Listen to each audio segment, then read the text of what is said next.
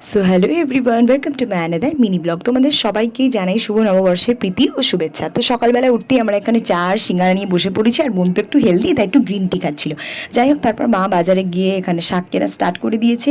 নববর্ষ আর মায়েরা শাক কিনবে না, এটা হতেই পারে না। তারপর বাড়িতে এসে মা দেখি এখানে ইলিশ মাছ ভাজছে।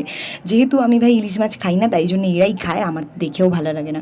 তো নববর্ষে এদেরকে ইলিশ মাছ খেতেই হবে, তাই জন্য এখানে সবাই এরা মাছ ভাজছিল।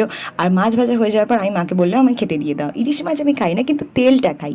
তারপরে মা এখানে শাক আর আমাকে কাটা মাছ ভাজা দিয়ে দিয়েছিল। আমার যে এই খাবারগুলো দেখে আলাদাই লোভ লাগছিল আর খুব খেতে ইচ্ছা করছিল। তো ফাইনালি আমি খাওয়া স্টার্ট করে দিলাম। আর দুপুরের খাওয়া দাওয়া কমপ্লিট করে আমরা বিকালবেলা একটু দোকানে বেরিয়েছিলাম, কারণ আমরা ভেবেছিলাম যে 31 ডিসেম্বরে তো অনেক কিছু করি, কিন্তু পয়লা বৈশাখে কিছু করা হয় না। তাই ভাবলাম যে এবার একটু ঝালমুড়ির ফিস্ট করা যাক। তার জন্য আমরা সবাই এখানে দোকানে চলে এসেছি। আর আমার একটা মাসি আছে যে এখানে সব দোকানগুলো কমপ্লিট করছিল, আর আমরা দাঁড়িয়ে দাঁড়িয়ে দেখছিলাম, কারণ আমাদেরকে বয়ে বয়ে নিয়ে যেতে হবে। যাই হোক, তো ফাইনালি আমাদের এখানে সব নেওয়া হয়ে গেছে। মুড়ি নিয়ে নিয়েছি, চানাচুর নিয়ে নিয়েছি, আর আমার হাতে যে চানাচুর বাদাম দড়িয়ে দেওয়া হয়েছিল। তারপর বাড়ি ফিরে ছাদে উঠে দেখি যে সন্ধেবেলা দারুণ হাওয়া দিচ্ছে ছাদে। তার সাথে আমাদের এখানে ঝালমুড়ি মাখাও স্টার্ট হয়ে গেছে। আলাদাই আনন্দ হচ্ছিল ভাই ছাদে।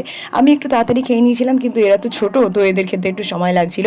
ঝালমুড়ি কমপ্লিট করার পর আমরা এখানে বসে অনেকক্ষণ ধরে বেশ গল্প করছিলাম। তারপর এখন হয়ে গেছে আমার বাড়ি যাওয়ার টাইম, তাই এরা সবাই আমাকে টাটা করে দিল। তো আরও এরকম ব্লগ দেখতে অবশ্যই আমার চ্যানেলটাকে সাবস্ক্রাইব করো।